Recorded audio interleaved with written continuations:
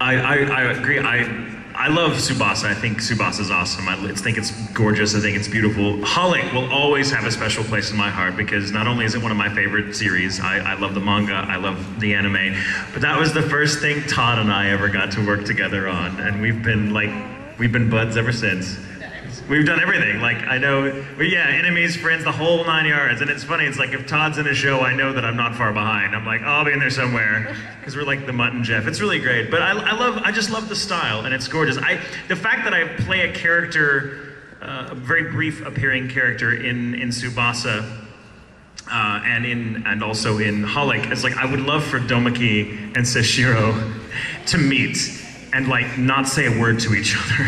Just stare each other down and then walk away. I just want to see that. I want to see that for some reason. It's the weird part of me, but. We just a couple of weeks ago recorded the Tsubasa OVAs, the Tokyo Revelation stuff. And you know, after doing so many episodes with, you know, playing Fi, and nothing bothers him. He's so lighthearted and he's so even-tempered. And then for the things to start getting dark and serious with that character, I've loved it. And I don't think there is much animation that I've seen that's any more beautiful than Clamp's animation. It's absolutely breathtaking. So it's been a real privilege to be a part of that show. Sweetie, another question? I was wondering what got you into voice acting, and if you hadn't gotten into voice acting, what profession you would have gone into? Oh, wow. Good one. That's good. Wendella? Yes. Start it off. Everyone's already heard this story. I think so. I was in a play with Cynthia Krantz, who plays Chi-Chi on Dragon Ball Z and Mitzi on Shin-Chan and many, many other things. And she actually took me up to the studio and I got to read for Chris Sabat, and I was in a show called Blue Gender. I don't know if any of you are familiar with that show. Thank you. I played Amma Kinder, and that is how I started in voice acting. If I wasn't voice acting, I'd probably be doing the same things I do. I do lots of different things, and it's all of the things that I do I enjoy doing. So I would probably be doing that, which is I like floral design, and I'm a teacher, and I like decorating and stuff like that. Crafty crap, stuff like that. Let's see. In 1998,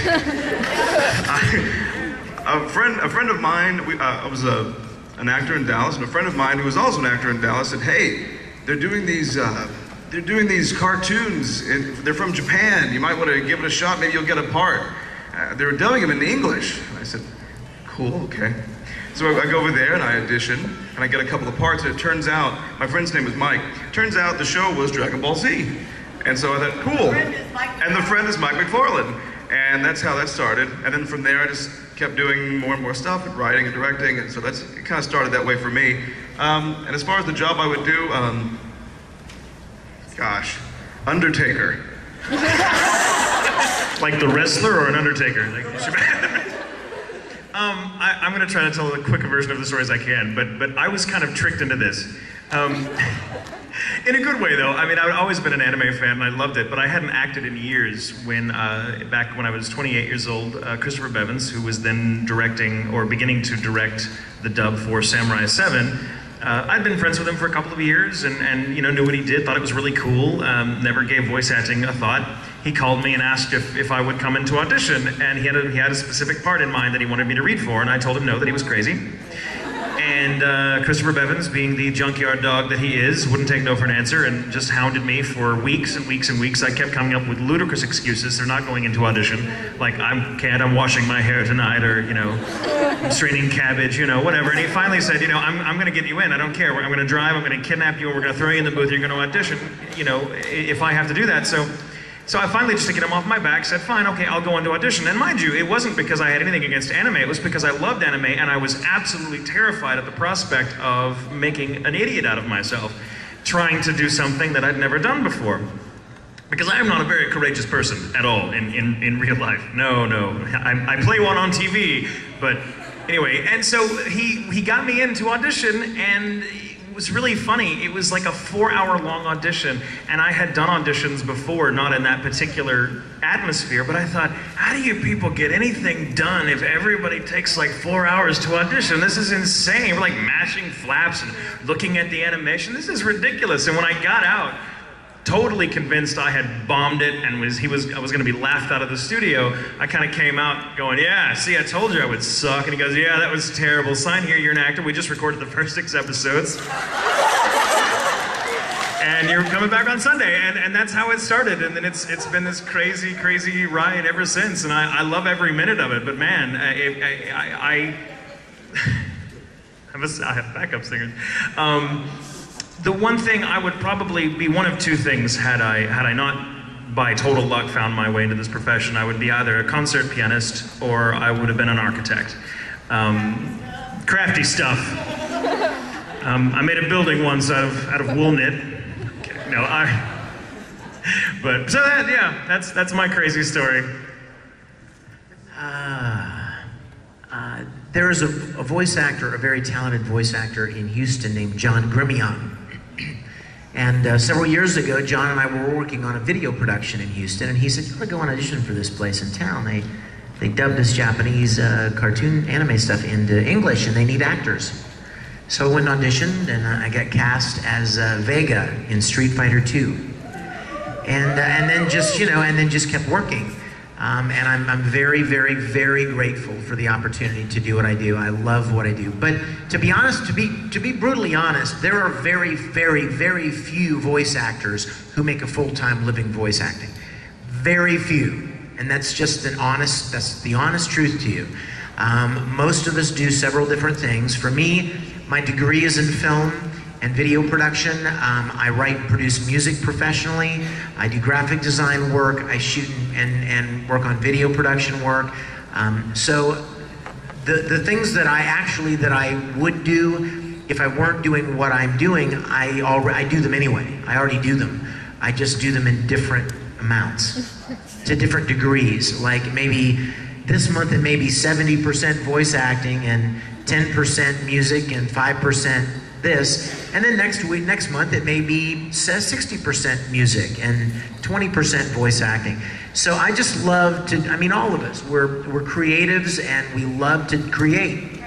Crafty craft. In the words of Wendy Powell and Frederick Nietzsche, crafty craft. Yeah, same here. I would still be going to school. Mowing yards, I guess there's a craft to that. Edging, topiary? I do edge. I do a pretty nice edge, I won't lie. No, I quit at the grocery store job. I kind of despised it, honestly. It was pretty bad. You have to be nice to really, really old people that aren't nice. That aren't nice, not just to really, really old people. I'm fine with really, really old people. I have really, really old people in my family. And I like them.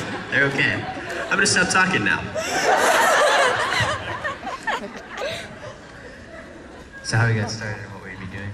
I got started with, it was just it was an audition, and I didn't know what Funimation was. I didn't really watch anime. I had seen a couple of things like Vampire Hunter D and Blood. I saw a Blood OVA, not an episode, because I didn't know what an OVA was back then, and when it ended after 44 minutes, I was like, what? It's just getting started! I was so mad, I was like, I'm done. But I didn't know what all that was. And I didn't realize that Voltron and all those things were anime related and had been infiltrating in my life for years. And I just went up and kind of, my first role was in Peach Girl. Very small role, and if you blink, you miss it. And then from there, it just kind of went from there to Black Cat to Suzuka, and then boom. So it was very lucky to be in that category of being able to, kind of keep moving along after a few years here. If I weren't doing this, it's kind of the same thing. It's like I have a production company and we do videography and films and things like that, and I'd be doing that and just I gotta stay in the entertainment industry because I really don't know how to do anything else. Is pretty much it, Did you guys notice one very significant common thread in everyone's story. We all knew somebody who was already doing it.